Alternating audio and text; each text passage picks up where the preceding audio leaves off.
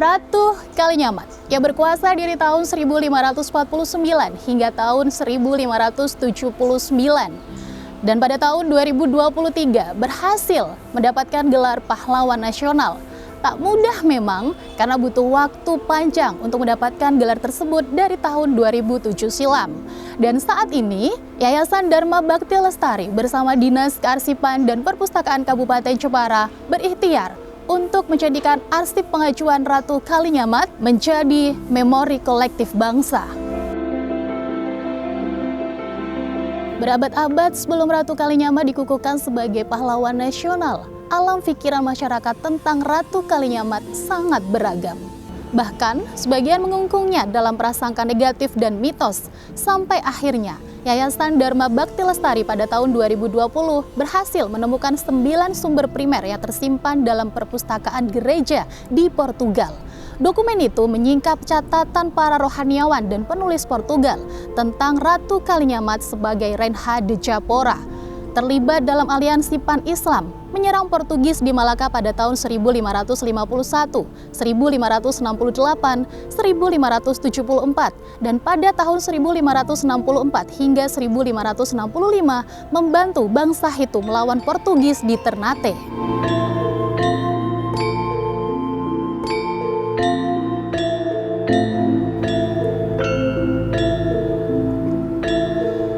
Arsip pengajuan Ratu Kalinyamat menjadi pahlawan nasional dan 9 sumber primer adalah bukti otentik kejayaan dan kebesaran Ratu Kalinyamat yang selama 6 abad dipandang negatif oleh bangsanya sendiri.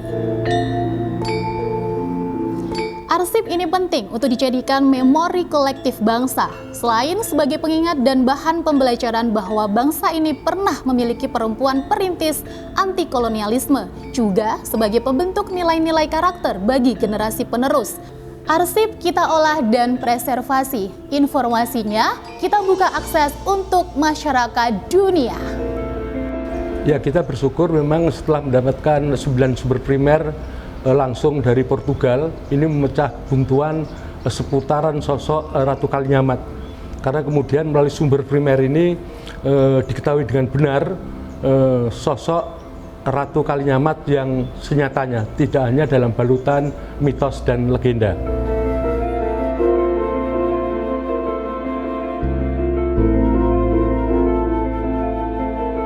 Untuk mendalami lebih lanjut, arsip-arsip apa saja yang akan diajukan sebagai memori kolektif bangsa? Saat ini saya berada di Museum Ratu Kalinyamat Mantingan bersama Kepala Dinas Kearsipan dan Perpustakaan Kabupaten Jepara, Bapak Edi Sujatmiko. Assalamualaikum. Bapak, mohon dapat dijelaskan arsip apa saja yang akan diusulkan sebagai memori kolektif bangsa?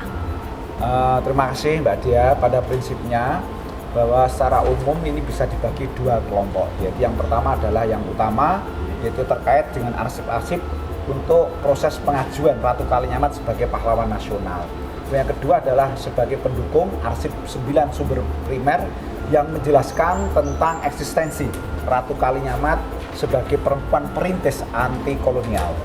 Lalu Bapak, arsip terkait dengan proses pengajuan Ratu Kalinyamat itu terdiri dari apa saja? Boleh kami menjelaskan bahwa arsip Ratu Kalinyamat ini dalam proses pengajuannya terdiri dari yang pertama, yaitu surat menyurat terkait dengan proses pengajuan sebagai pahlawan nasional. Yang kedua adalah naskah akademik Ratu Kalinyamat. Kemudian yang ketiga adalah kegiatan ilmiah berupa seminar, FGD, curah pendapat, curah gagasan. Dan yang keempat adalah merupakan rekomendasi pernyataan dukungan. Dan yang kelima adalah video terkait kejuangan Ratu Kalinyamat dalam anti kolonial ini. Sedangkan Bapak, yang dimaksud sebagai arsip pendukung meliputi apa saja? Arsip pendukung ini ada ditemukan 9 sumber primer, yaitu diantaranya ini ada beberapa yang ditemukan di Portugis, ada dari Francisco Perez, ini yang tentang masalah ketakutan, yaitu raja atas serangan Ratu Kalinyamat. Ini juga diceritakan di Portugis dan ini ditemukan di museum yang ada di gereja Portugis. Ini ada 9 sumber primer, yaitu diantara adalah ini buku-buku yang telah ditemukan dan sudah kita diarsip membawa yaitu kopiannya. Oke. Lalu di mana arsip pengajuan Ratu Kalinyamat disimpan dan dikelola, Bapak? Arsip ini dikelola yang pertama di Diskarpus, yaitu sebagai lembaga kearsipan di Kabupaten Jepara.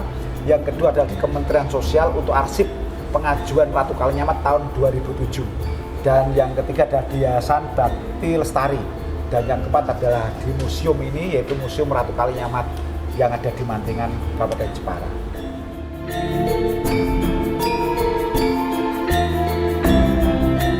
Keaslian dan legalitas arsip terkait dengan arsip pengajuan Ratu Kalinyamat sebagai pahlawan nasional tidak hanya menjadikan pijakan etis dan moral, namun sekaligus merupakan pertanggungjawaban dari Yayasan Dharma Bakti Lestari sebagai motor penggerak seluruh proses tersebut. Terkait dengan keaslian dari arsip terkait dengan pengajuan Ratu Kalinyamat sebagai pahlawan nasional, ya, maka yang perlu diperhatikan adalah keaslian fisiknya dulu.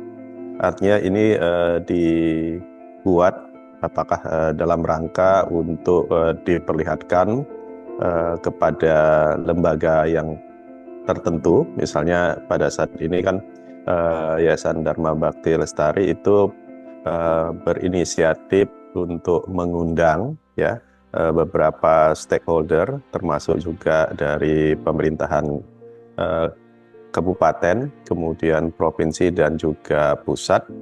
Ketika kita memiliki arsip tersebut secara fisik, kemudian kita scan atau didigitalisasi, maka itu sudah mengalami proses verifikasi atau quality control yang diperhatikan oleh teman-teman yang mengawal arsip dari Yayasan Dharma Bakti Lestari.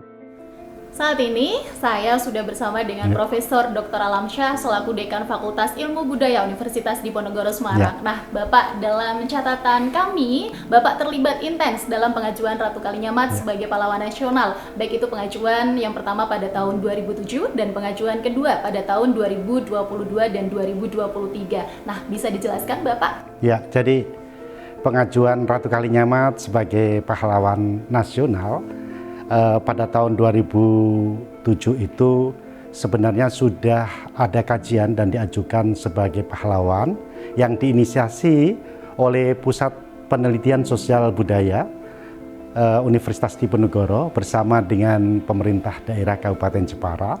Sudah melakukan kajian, kemudian melahirkan buku, lalu kemudian kegiatan-kegiatan seminar dan rekomendasi dari masyarakat itu telah dilakukan.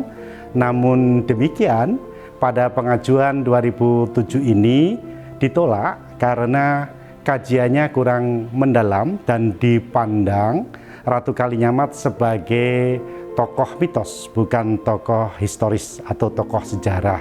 Mengapa itu simpulannya seperti itu? Karena banyak kajian yang dilakukan itu baru mendasarkan pada sumber sekunder, bukan pada sumber primer. Lalu Bapak, pengajuan kedua yang dimulai pada tahun 2017 setelah dilakukan banyak FGD, seminar, dan juga kajian-kajian. Nah, bagaimana tim pakar ini bisa keluar dari kungkungan prasangka negatif masyarakat terhadap Ratu Kalinyamat? Ya, jadi begini.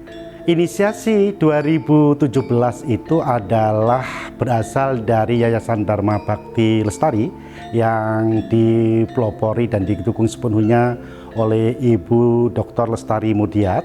Ketika kita merekonstruksi atau melakukan historiografi terhadap kiprah, peran, dan kontribusi Ratu Kalinyamat, tentu harus berbasis arsip, ya.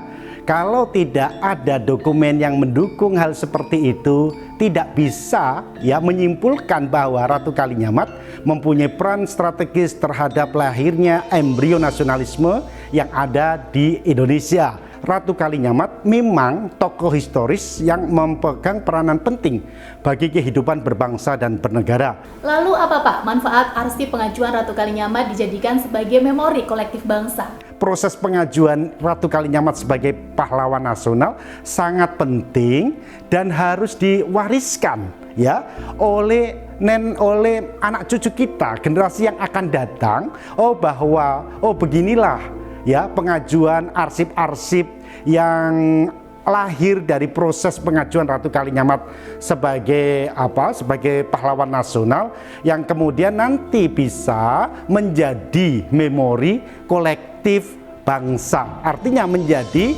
kumpulan arsip-arsip yang dapat dikenang oleh seluruh masyarakat. Tidak hanya masyarakat lokal Jepara, tapi Jawa Tengah dan nasional. Selama 6 abad, Ratu Kalinyamat terjebak dalam prasangka negatif bangsanya sendiri. Hal ini terjadi karena terbatasnya sumber primer yang bisa mengungkapkan kebenaran dan kesejatian Ratu Kalinyamat. Yayasan Dharma Bakti Lestari menemukan 9 sumber primer yang bisa mengentaskan sejarah Ratu Kalinyamat ke fakta yang sebenarnya. Sudah bersama saya saat ini Bupati Jepara, Bapak Wityarso Utomo. Bapak, bisa dijelaskan bagaimana proses pengajuan Ratu Kalinyamat menjadi pahlawan nasional? Ya, terima kasih. Jadi untuk pengajuan ini, alhamdulillah sudah diputuskan oleh Bapak Presiden Jokowi tahun 2023 memberikan gelar pahlawan nasional kepada Ratu Kalinyamat. Sehingga anugerah ini sekaligus pembuktian doa dan kerja keras masyarakat seluruh Jepara. Dan kita, pemerintah Kabupaten Jepara, sudah mengajukan dari tahun 2007 oleh pemerintah Kabupaten Jepara, namun ditolak oleh Kementerian Sosial, Departemen Sosial karena tidak memenuhi syarat. Kemudian di tahun 2017 keinginan masyarakat menguat dan diinisiasi oleh Ibu Lestari Mursyidjat bersama Yayasan Dharma Bakti Lestari melakukan proses pengajuan kembali Ratu Kalinyamat untuk menjadi pahlawan nasional, yaitu pada tanggal 6 November 2023 dan diangkat oleh Presiden Jokowi untuk menjadi pahlawan nasional. Kami mendokumentasikan seluruh pergulatan tersebut dalam bentuk surat menyurat, dokumentasi seminar, FGD, dan termasuk dokumen sumber primer yang ditemukan di Portugal. Lalu Bapak, mengapa arsip pengajuan Ratu Kalinyamat ini penting untuk dijadikan menjadi memori kolektif bangsa? Ya, jadi arsip daripada memori kolektif ini untuk Ratu Kalinyamat sangat penting untuk pemerintah Kabupaten Jepara dan untuk masyarakat Kabupaten Jepara, karena ini menunjukkan bahwa Ratu Kalinyamat ini seorang leluhur yang tidak hanya mitos, tapi sudah nyata karena sudah dijadikan oleh Pak Presiden Jokowi menjadi pahlawan nasional, sehingga kami meyakini bahwa perjuangan beliau itu benar-benar ada. Beliau adalah seorang perempuan perintis anti kolonialisme yang visioner, yang melebihi pemikirannya pada zaman itu, sehingga arsip ini sangat penting dan didukung oleh arsip-arsip dari sumber primer di abad ke-15 seperti itu. Lalu Bapak, apa manfaat masyarakat Jepara dan juga bahasa Indonesia jika arsip pengajuan Ratu Kalinyamat ini dijadikan menjadi memori kolektif bangsa? Jadi manfaatnya cukup banyak ketika arsip ini juga sangat bermanfaat sebagai bahan pembelajaran bagi masyarakat kami dan Indonesia pada umumnya, kemudian untuk penelitian dan untuk contoh administratif dalam pengajuan pahlawan nasional di Indonesia. Selain itu, arsip Ratu Kalinyamat sebagai sumber pengetahuan otentik yang bukan mitos tentang sosok Sang Ratu, nilai-nilai kejuangan dan perempuan perintis anti kolonialisme tahun 1549 sampai 1579, sehingga dapat menjadi pedoman atau wisdom bagi masyarakat di Kabupaten Jepara dan khususnya untuk bangsa Indonesia dalam membuat kebijakan ke depan, dalam membentuk pendidikan karakter bagi generasi penerus bangsa. Itu manfaatnya. Saya menyampaikan dukungan penuh atas upaya menjadikan arsip pengajuan Ratu Kalinyamat sebagai pahlawan nasional menjadi bagian dari memori kolektif bangsa. Ini bukan hanya bentuk pelestarian dokumen, melainkan juga peneguhan identitas nasional yang adil dan berakar pada sejarah daerah yang selama ini terpinggirkan.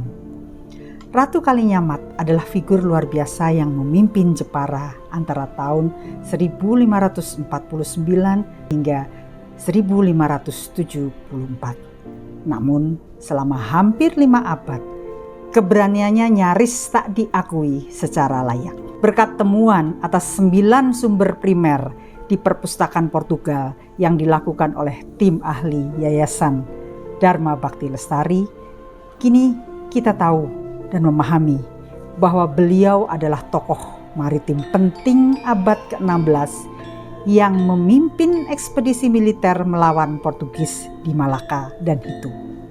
Beliau mampu membangun aliansi strategis antar kerajaan Nusantara dari Aceh, Maluku, Banten, hingga Makassar, bahkan Hitu di Maluku, dan menjadikan Jepara sebagai pusat kekuatan maritim yang berdampak luas di Asia Tenggara. Nilai-nilai Ratu Kalinyamat adalah kompas moral yang sangat relevan di era sekarang. Keberanian beliau mengajarkan kepada generasi muda khususnya untuk berani bersuara melawan ketidakadilan. Kecintaan beliau terhadap bangsanya mengajarkan kepada kita pentingnya berkorban demi kebaikan bersama. Keteguhan Ratu Kalinyamat dalam kepemimpinan menunjukkan bahwa kekuatan sejati tidak selalu keras, tapi bisa datang dari kelembutan yang tegas. Menjadikan arsip proses pengajuan Ratu Kalinyamat sebagai memori kolektif bangsa bukan hanya bentuk penghargaan terhadap warisan sejarah, tetapi juga investasi budaya yang akan menanamkan karakter kebangsaan, keadilan, dan kecintaan terhadap tanah air bagi generasi muda. Karena bangsa yang besar bukan hanya mengenang para pahlawan, tetapi berani mengakui dan meneladani mereka dengan seutuhnya. Menjadikan arsip-arsip terkait dengan permohonan Ratu Kalinyamat sebagai pahlawan nasional jadi memori kolektif bangsa. Selain arcun dan penting bagi pembentukan karakter bangsa, sekaligus dapat digunakan sebagai pengunci dari sejarah Ratu Kalinyamat yang selama 6 abad ada dalam prasangka negatif bangsanya sendiri. Untuk syafaat